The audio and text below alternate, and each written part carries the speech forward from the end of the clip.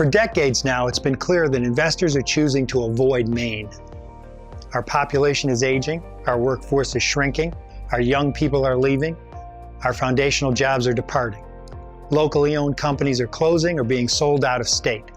And new investment in job growth is near the bottom of all U.S. states. Maine generally ranks with Mississippi, Alabama, West Virginia, and New Mexico at the bottom of any measure of prosperity. Innovators and investors have choices about what to do and where to do it. People have choices about what they want and what they'll pay for. Prosperous states support businesses that provide what people need and want. They have expense structures and regulatory schemes that attract investment to give people what they want. Maine needs to develop businesses and quality jobs for the 21st century.